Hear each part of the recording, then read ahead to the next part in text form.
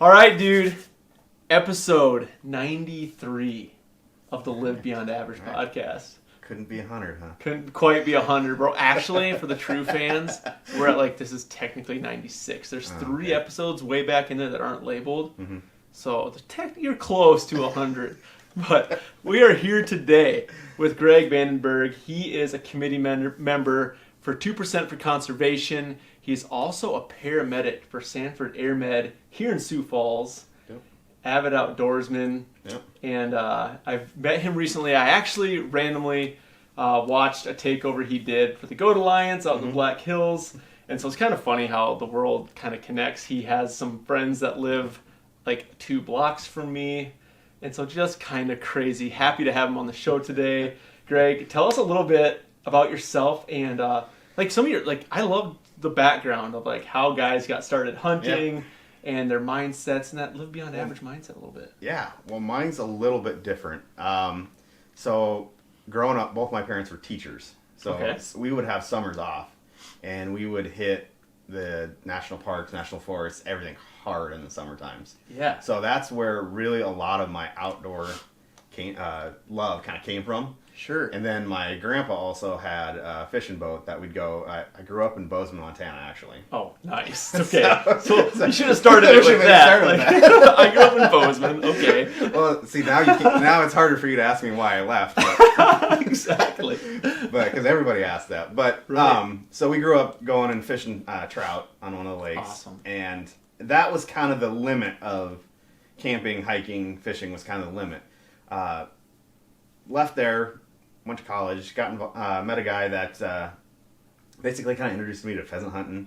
And I was like, I really like this. We'd do the back roads of Iowa, after class, and then I kind of moved into turkey hunting and started really like that. Got more into that, and then just actually, literally 3 years ago, bought a bow and shot my first deer last year. Are you serious? Yes. That's awesome, dude. Congrats. So there was just something about it that moving into it was I don't know, I just want to move more and more and more.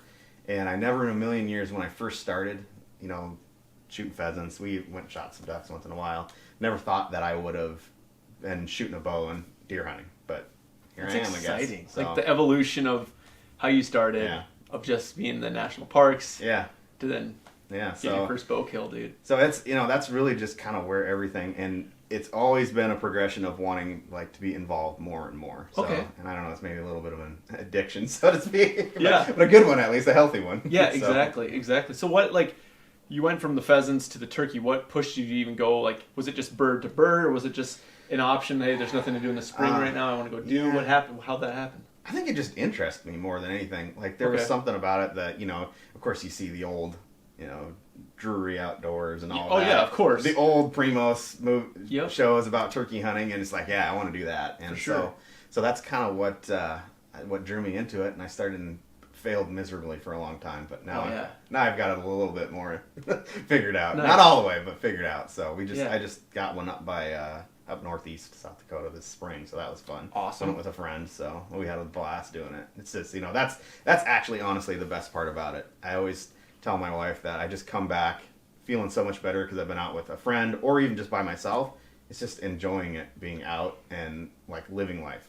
100, dude, and I 100% agree with that. I love the whole mindset, guys who can go out and solo hunt and do that. Every once in a while, I have this weird pull to I just want to go out for a day and hunt with myself and be alone. But then I sit back and think, I'm I really enjoy going out, and my brother films all my stuff. My time that I have, where me and my brother are just out documenting, and I wouldn't want to do any of that without him. If he told me tomorrow that he's dude, I'm done filming you, man, not doing it, I don't, I would still obviously go out on all the adventures I still want to do, but I think my total enjoyment of the whole thing would be different, just because I love having, doing it with him, and have our co-host Matt, love hunting with him. Love the hunt or two a year I get to do with my dad or my wife. Sharing it with... I'm not a huge big group guy, but I love going out with a person. And like you said, that enjoyment, just being out with a friend it's special, man. Yeah, that's really what it's all about. And that's really what drives, I think, people to get into it more and more and just even all the different ways you can get involved in hunting and outdoors, and even hiking, mountain biking, whatever. Just the camaraderie and just getting kind of drawn into it. Yeah. So your buddy in college is the one who kind of got you out to do the pheasant thing, right? Yep. And so then you evolved into some turkey. Who got you then into trying out, like, grabbing a bow and deer hunting? Was it another buddy? Myself. You just saw it and finally wanted to do it. Yeah. I don't know. I think it just, I had never really, I'd done a little bit of hunting in high school, like with some friends, just very minimally, just kind of go out. It's pretty out in Montana. It's pretty easy to get over the counter tags and go out. And I had the fortune of knowing a lot of farmers, so they knew farmers who had, lots of land. So I was able to go out every once in a while, but there was something about just grabbing a bow, the idea of grabbing a bow and going, whether it be in a tree stand or however I did it, just going out and kind of facing the challenge almost. For sure. So you went a couple seasons of tag soup, and then got your first one, right? Yep. So last year. So you that did was better than me. Dude, it's like, I started like shooting a bow when I was like 5. My dad got me my first bow, and of course in South Dakota you can start hunting pretty early, in early teens, and I didn't kill my first deer with a bow until my freshman year of college. So I went from 13, 14 to 19, like 4 or 5 seasons of like that was just humbling misses. Like I always had opportunity every year. I just could not hit anything, man. It was I was I call it Air Jordan for a reason. Arrow's always over the back. Well, like I had said, I'm going up to Northwest South Dakota, and that's my. I'm just gonna. I wouldn't say it's a fear, but I'm like, I'm probably gonna have an opportunity of sorts, but it'll probably, I don't know, I'll probably come home empty-handed, but it's okay because it kind of goes back like what we're talking about, that it just is about the whole experience, really. And so, first time hunting mule deer? Yes. Yep. Nice. Well, I guess technically, because there's a lot of mule deer when I went in Montana, in high school, but so officially, we'll call it first time. First time technically with a bow. Yes, okay, absolutely. Nice. First time with a bow. Dude, have you been like steadying it up? Have you been like getting tactics? What have you been doing to prep for this? Because you're leaving next week, right? You said? Yeah. Just a lot of like kind of looking at maps, aerial sort of stuff. Then just kind of, I had 2 years ago, I went out by Platte and did a little bit kind of around that area, and I wouldn't say got schooled, but learned a little bit about like, okay, there's kind of a different approach to it, whereas like the stalking and that sort of stuff. So that's kind of where I'm basically kind of what I'm going off of, just we'll see how it goes, Awesome. I had a lot of time, like you'd mentioned with the mountain goat thing, had a lot of time like learning how to sit and watch, in class and that sort of stuff. So such a key aspect of I've had a chance to do that. So I'll probably that's kind of going to be my approach, is just go out, find a good area and hang out for at least the evening, and then get a game plan for the morning, and we'll see from there, Yeah, I would say like my biggest tip would be, especially on those mornings, is like get out early, get up somewhere where you can glass, watch the deer, try to put one, where they're going in to go to bed, see if they're in a good stockable position, make a good game plan, and slide in, man. Yeah, that's kind of that's kind of how it played out when I was over by Platte too. It just.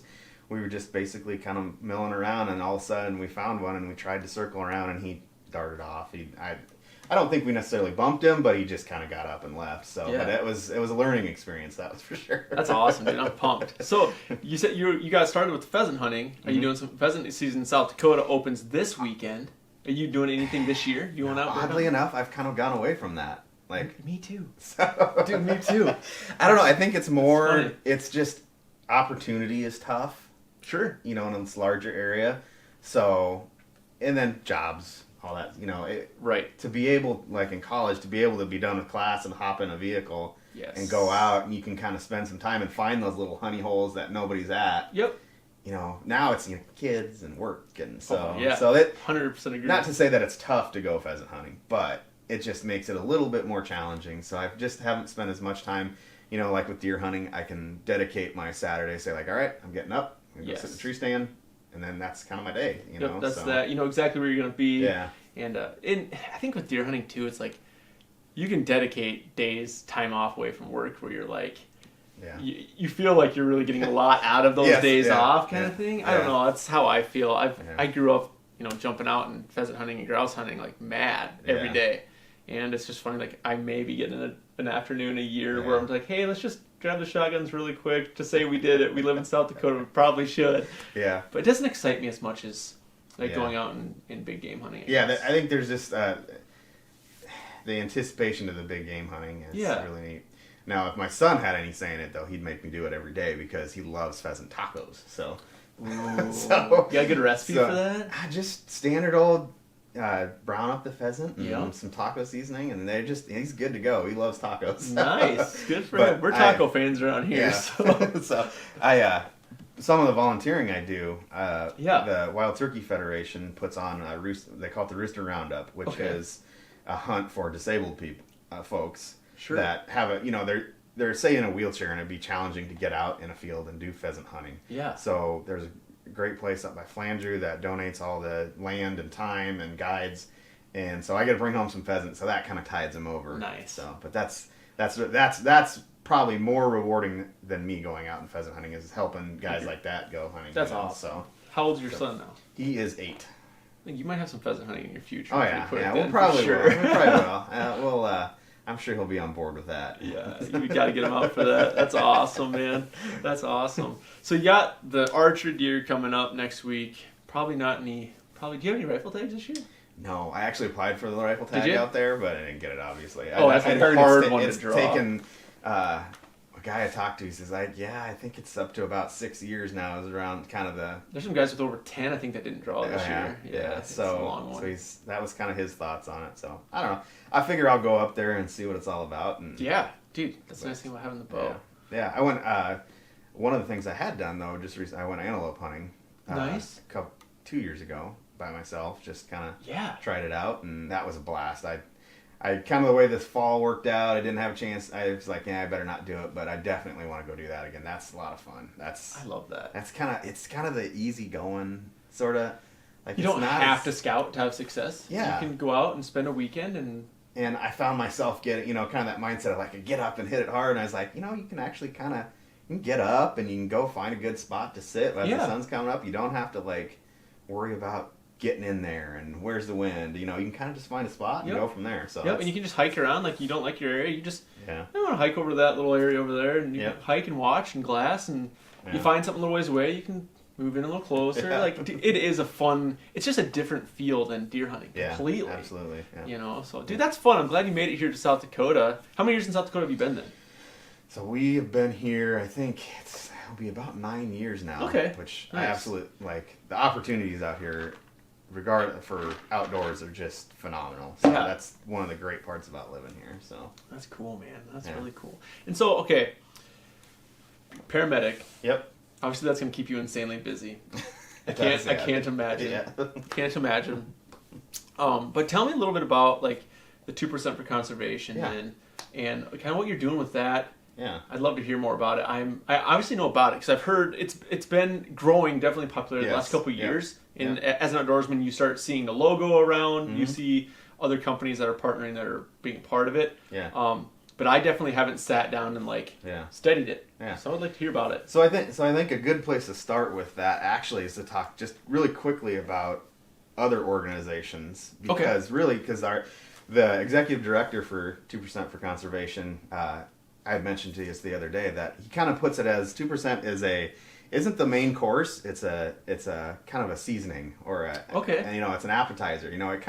It's there, but really the bulk of it really truly is the organizations that are out there right now. So for myself, I do some stuff with the Wild Turkey Federation in Sioux Falls. Okay. I'm the banquet chairman, which keeps me a little bit busy in the fall. You're a busy guy. Yeah. Then we have our banquet in the spring. So that is a lot more kind of drawing in dollars, and the Wild Turkey Federation does a lot of good work here in South Dakota. They just gave, I believe it was right around $12,000 to some habitat and actually like 3 different trap teams.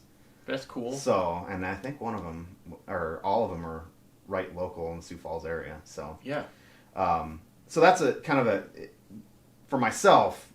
Not to say that Wild Turkey Federation is only that. It's more of a dollars kind of thing.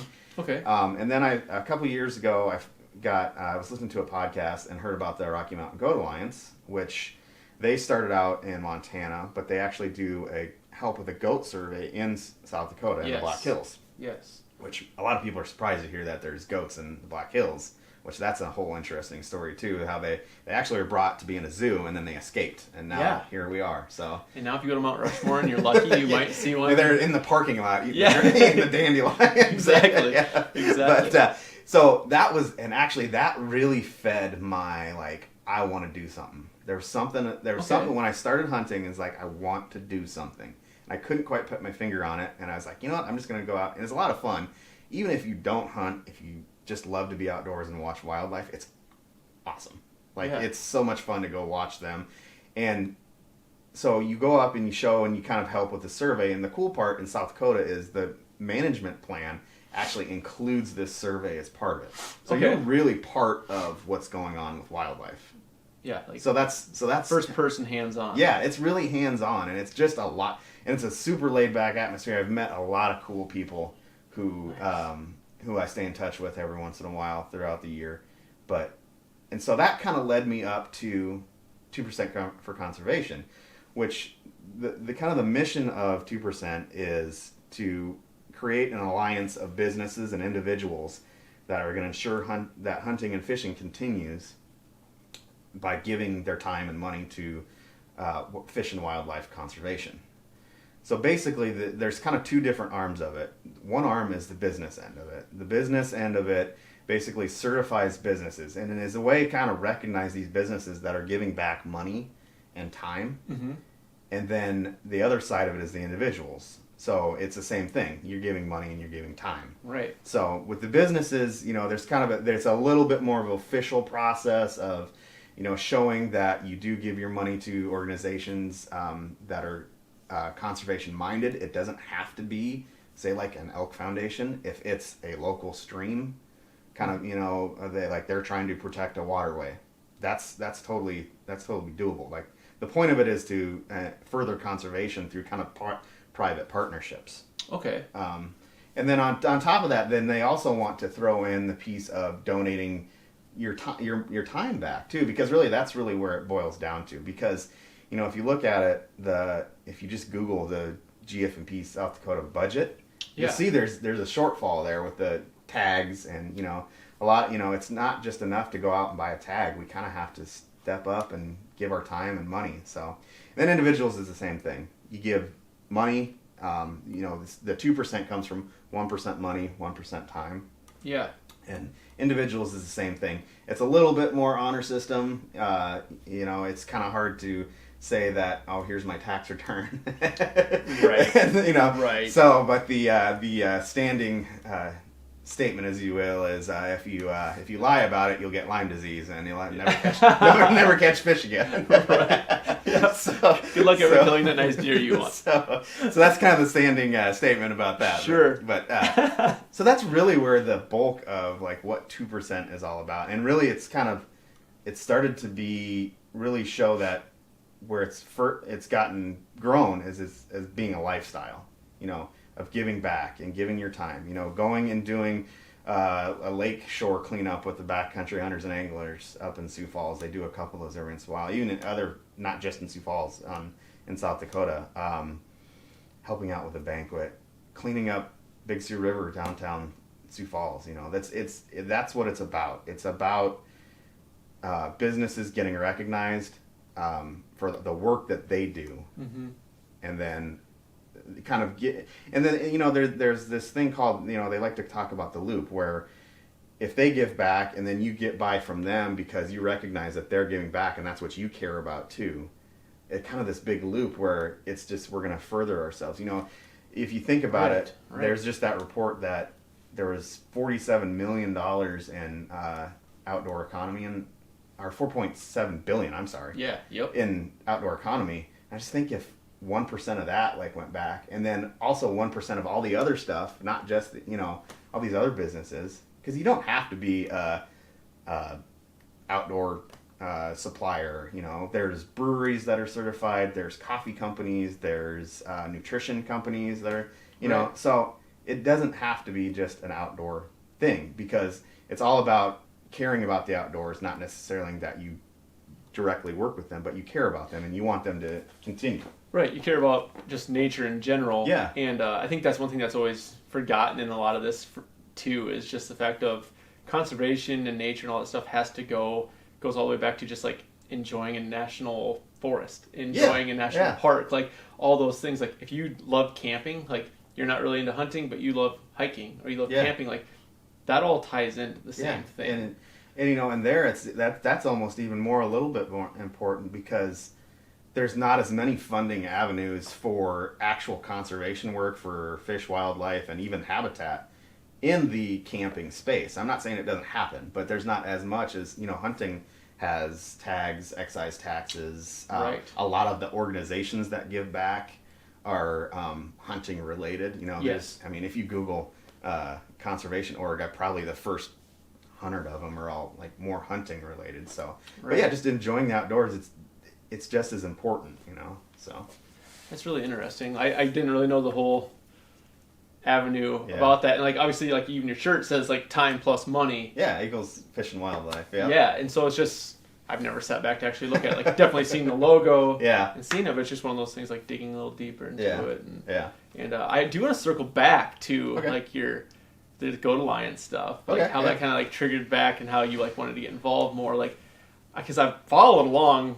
I always follow along like because they do a ton on Instagram, stuff like that during when they're out there surveying and people are posting about it, and I've totally like want to get out there and do it sometime. Come this spring. So maybe I'm going to come out this spring with you, and I'm dead serious because it's cool, and I'm going to draw that tag next year. So it's going to be a pre-scouting mission. Obviously. And it's like well, you'll have my phone number to help pack it out. Yeah. That's a standing order. If you go to the survey, you have to kind of agree that like you're going to help pack it out. That it's not a lot of the areas they're in, they're that hard to pack out, but it's just the experience again. Of just being able to go and do it is just be awesome. And the thing is like people don't realize like we will not ever draw that tag. Like if you think about it, like there's 1 or 2 tags a year. There's 2. So so which is awesome because it was doubled from, you know, like and so like think about this, over the next 40 years of my life, I'm 31. So when I am 71, there will be hopefully 60, you know, maybe 60 tags given.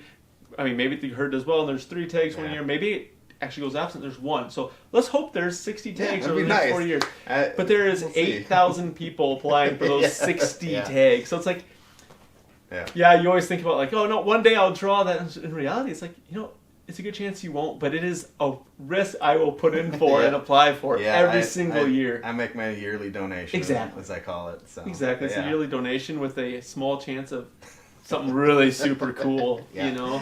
But I want to hear more about just the day out, you know, the weekend out. Absolutely. Doing that. So typically in South Dakota, we start on a Friday morning. Okay.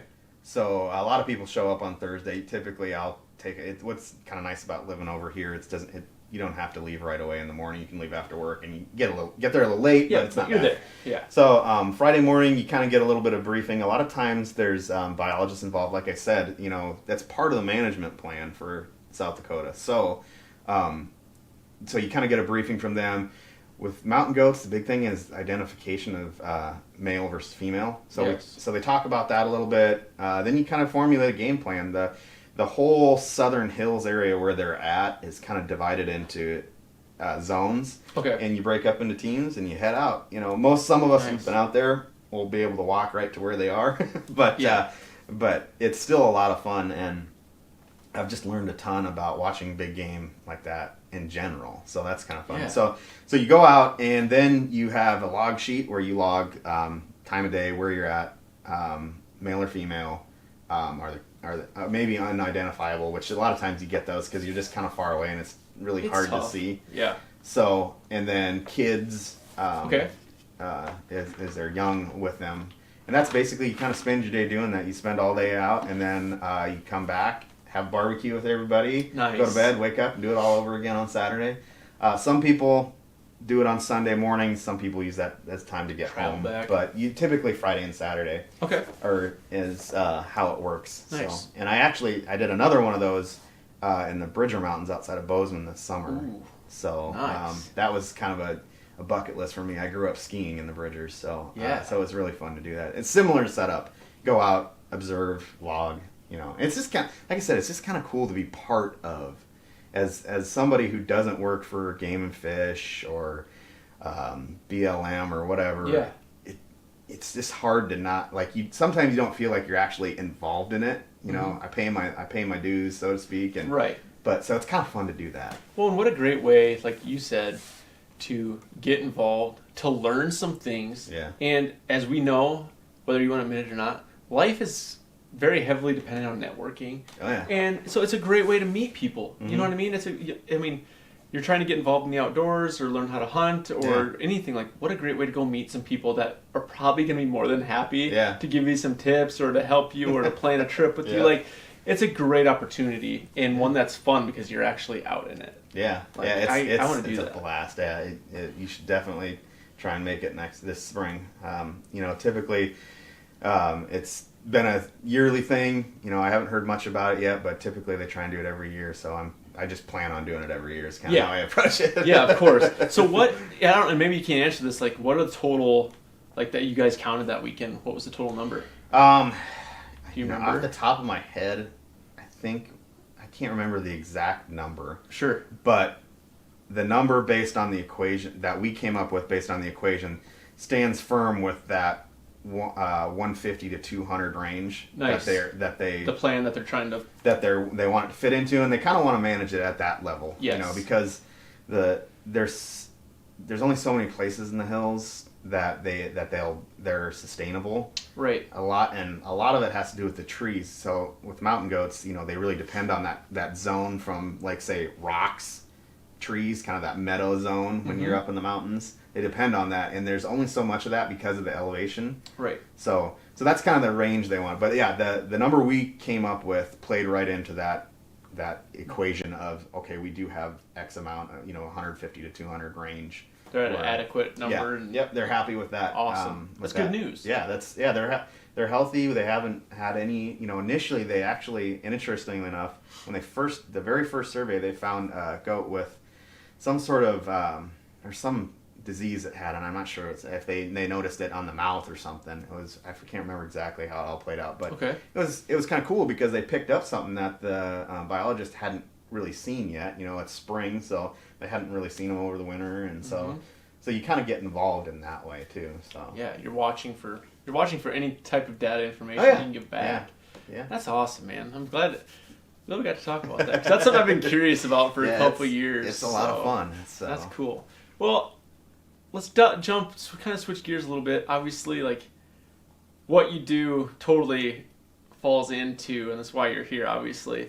Like, hey, we call this the Live Beyond Average podcast for a reason. Like, it's not something that we just talk about hunting on the show. It's not something we just talk about working out on the show or nutrition.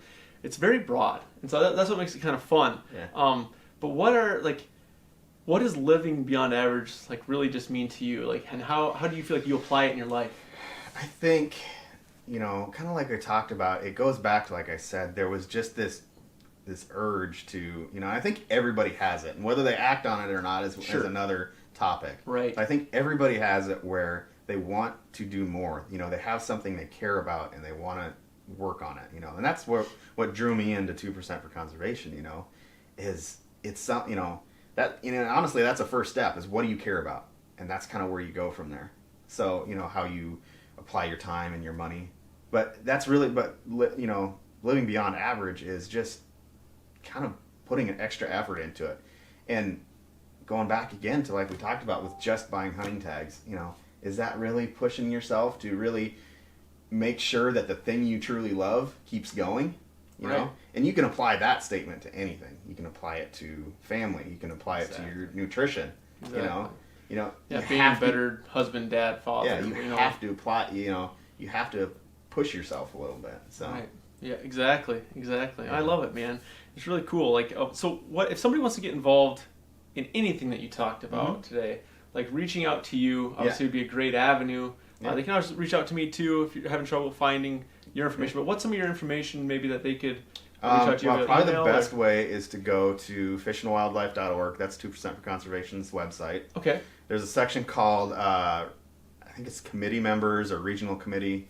I'm on there. Just I think if you go to either the Western or the Central United States, sure, I'm on both of them. I don't know why exactly, but I am. Yep, nice. Double the importance. double the visual or being visual. My email's on there, so you can get that.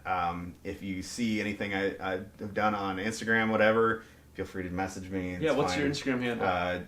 G Vandenberg 1980. Okay. So it's kind of long. Yep, so Greg Vandenberg, G Vandenberg. 1980. 1980. Yeah, sweet. So, and then really, to be honest, I think the biggest takeaway, I quick texted our director over in, it's based in Montana also. Yeah. Texted him and said, like, what, like, is there anything specific? And he said, there's a couple things is, it doesn't have to be, like we talked about, it doesn't have to be just like an outdoor thing. It can be a brewery, a coffee shop, whatever. Right. The third thing, which I haven't really mentioned, but is really important, is if you want to be involved, great. Make the commitment and then let us know. We'll help you get started. If you honestly don't know how to get started, Jared is his name. Jared over in Montana will help you get going. I can at least steer you in the right direction, even of who to talk to. How do you, where do you even, you want to donate some money to a cause? I'm sure I can come up with something. There's always something out there. Right. So and then if you don't have money, the and time then the time is just as important. So as a business, if you're interested in it, that's really, just commit to it, and we'll help you with that. As an individual, just commit to it, and we'll help you with it. That's really, kind of like living beyond average too. Just commit to it, and then you'll get there. Yep, exactly. And it doesn't mean that there's gonna be days where you're like, oh, dude, I don't have time for this. But you just when you make that commitment, you figure it out, and you it's like working out or sticking to a healthy lifestyle. You just start doing it, and you just do it over and over and over again. And it's just part of your day, and it's turns into that mindset, that live beyond average mindset. It's the same thing with the committing some time and some money towards things that you're passionate about. Yeah. And so much of us and so much of our listeners obviously have a massive interest and love and compassion for the outdoors, whether it's conservation, whether it's camping. It all ties into each other, and they all feed off of each other. So it's it's a way for people to connect and reconnect and give back, like you said. Yeah. And then, like I just said earlier, really, it's not necessarily about being 2% member necessarily. Obviously, we want you to be involved with us, sure, because that helps grow the lifestyle. But really, it does boil down to just getting involved locally. There's so many things out there that you could get involved with, going and and you think about, like we talked about, camping in the Black Hills. Yeah, you can easily do that. Go help with the cleanup. I know they just did a cleanup along the Big Sioux in downtown. Maybe you have a Saturday afternoon where you can just walk the banks and clean up. That's really all it takes. You go hit up Lake Alvin and you pick up some trash. Yeah, that's really all it takes. Right. Because, dude, you think about the number of people in South Dakota who, South Dakota's a small population state, but still the number of people who apply for deer tags every year or buy a hunting license, if half of those people spent a weekend a year. Yeah. There was, or two Saturdays a year just going out and doing a couple of these things. Wow, massive impact. Yeah, there was, just kind of looking at some things in case it came up, there was almost $28 million in tag fees alone last year. So just think if you kicked in a little bit of extra money, think how many things you buy, all your new gear every year. Yeah. Maybe make those socks last another season and sure, kick a little bit money to an organization or something. That's really all it takes. It doesn't have to be this big grandiose thing. Sure. It's really, and that's really what actually kind of drew me into it too, is just having fun and doing something interesting and something you love. So. Right. And giving back all at the same time, which is pretty sweet. Yeah. I think it's way less intimidating for people to jump into something like that. Yeah. Versus, because, dude, everybody is tight with their money, and everybody's budgeting. Everybody's trying to be, a majority of us. Yeah. You know what I mean? Oh, yeah. We're budgeting. We're being careful with our dollar spent. And the other thing too is we and this is how I am. I've always been slow to join groups, federations, just because of the fact of I want to know exactly where my money goes. Yeah, I've always been very weird like that, and I probably get that from my dad. We just we're totally want to give back and give money. We're just always been very careful and like, who are we going to support? Where's that money actually going? What's it doing? Is it actually making positive impacts on things that we love? Yeah, and a great resource for that is right now on the 2% website. There's a podcast that the director did with a guy out of Wyoming that talks specifically about that. Awesome. How you pick a organization and then kind of vet them almost so that you're getting what you want out of it, because it like I said, one of the first steps is just finding something that you really care about, and then you want your time and money to go towards something that you do care about. So you want maximal feedback from those efforts given. Yes. Like that's just part of it. I think we all care about that stuff. It's just us Midwest people are maybe we're a little different like that. A little more reserved and That's awesome, dude.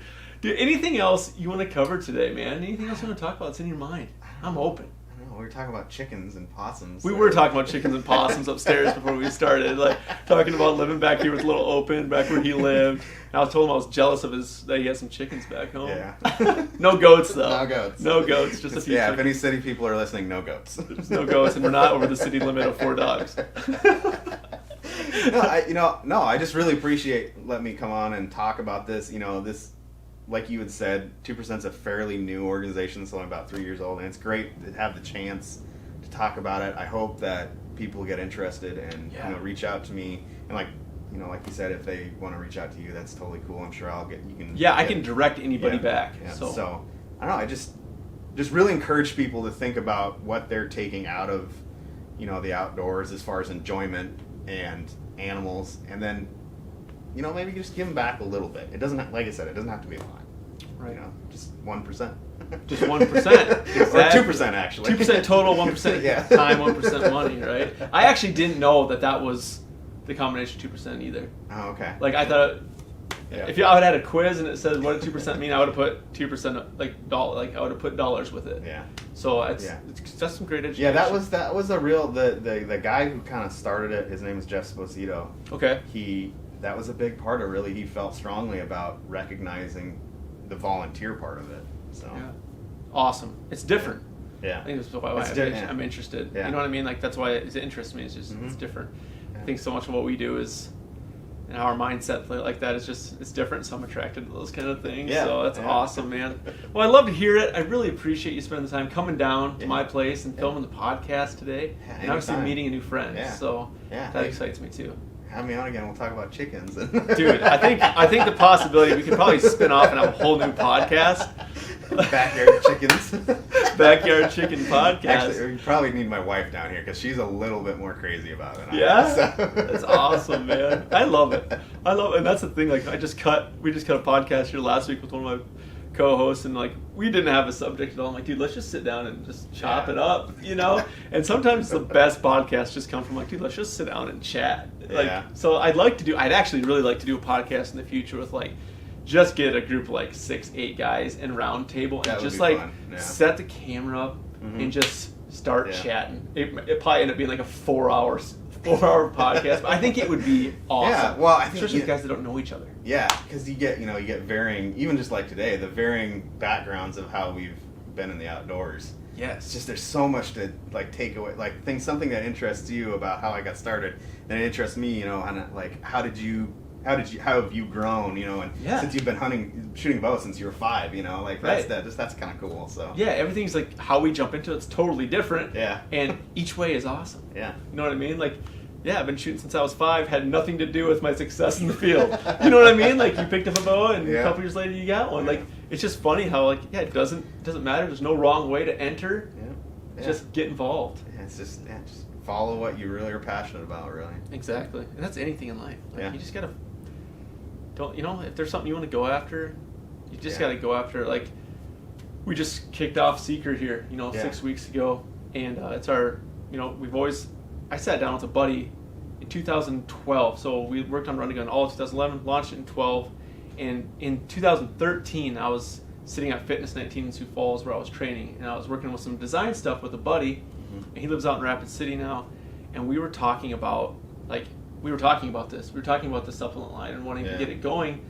And it's like, it's funny, like you just at some point, like you're like, okay, I can either stop thinking about this and not do it, or you go and do it what you're passionate about and what you want to take a risk on, and you just gotta go for it and believe in yourself. Grab the bull by the horns. you just have to do it. You know what I mean? Otherwise, stop thinking about it. That's right. Yeah. That's kind of my opinion. Yeah. 100%. Might be wrong. But. No, I think you're right because just anything in life, you just gotta go after it. Yep. And don't sit still. Just that. Don't sit there and let it pass you by. So. I think that's a good way to end it right there. Exactly. Well, thanks for jumping on the show today, guys. Always appreciate it. If you love the show, we would always be honored if you share it with one of your friends. That obviously helps us spread the word and spread just quality content. And we'd love to hear your feedback as well. And have a great rest of your day.